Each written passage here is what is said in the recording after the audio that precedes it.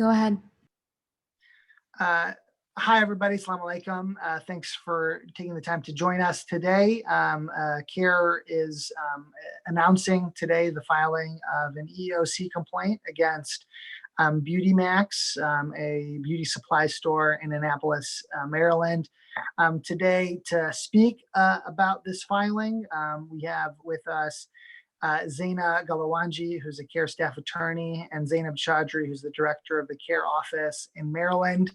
Zaina is going to tell us about why what Beauty Max did violates the law. So her name is ZANAHGHALAWANJI. Zaina, go ahead. Thank you, Gadir. So I'll begin by starting discussing Ms. Najjar's experience with Beauty Max, and then I'll go into our legal position. But Ms. Samar Najjar, I'll spell her name. It's spelled SUMMOR, last name NAJJAR. Ms. Najjar applied for a position at Beauty Max. It's a beauty supply store in Maryland. Ms. Najjar, immediately upon entering the store for her first day at work as a cashier, was asked to remove her hijab. The employer, upon asking her to remove her hijab, informed her that it would be better for business, and that's why they were asking her to remove it. She explained that she wears the hijab for religious purposes and she wouldn't be able to uncover. Right after that, the employee also informed Ms. Najjar of the store's dress code policy, which prohibits. Ms. Najjar was wearing a skirt that day. She is a Muslim woman who explained that she wears skirts in accordance with her Islamic beliefs, which requires her to dress modestly. The store refused to accommodate Ms. Najjar. They denied her the ability to wear a skirt, and they did not provide her with any justification other than that they had a dress code policy prohibiting skirts. The employee and manager then proceeded to interrogate Ms. Najjar about whether she was married, about her background, including where she was originally from. And the employee and manager commented, "I know you people have to pray, but you can't do that here, none of that." And again, Ms. Najjar explained that she is Muslim, that she's required to take short prayer breaks. And she also asked, she offered to pray in a back area in the store so that she would be out of sight of customers. And unfortunately, the employer denied her without justification. They didn't tell her why she would be unable to take short prayer breaks in the back of the store. So at this point, Ms. Najjar realized that in order to work at Beauty Max, she'd be forced to compromise her faith. She informed them that she could not work with them if they did not accommodate her religious beliefs. Throughout her day there, she had told them that she was Muslim and she didn't need religious accommodations, but the employer brushed her off. They told her to go home and change and come right back. So at that point, Ms. Najjar was forced to resign because Beauty Max did not accommodate her. They refused to do so, and they did not provide justification. So our position is that Beauty Max's actions were illegal. We filed a complaint with the Equal Employment Opportunity Commission and the Maryland Commission on Civil Rights. The moment that Samad entered the store, Beauty Max exhibited anti-Muslim animus. The law makes clear that employers must provide religious accommodations unless doing so poses a burden on the employer's operations. Samad had a right to pray. She had the right to pray and wear a skirt and dress modestly at work. And neither of these requests is unreasonable. But unfortunately, Beauty Max denied Samad her rights without providing any type of justification, and they forced her to choose between her job.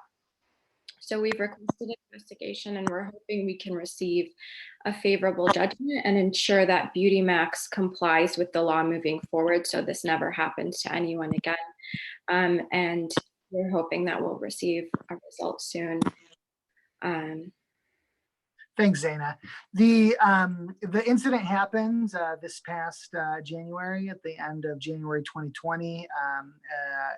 As Zaina said, there's clarity in the law that employers are required to provide these types of reasonable accommodations.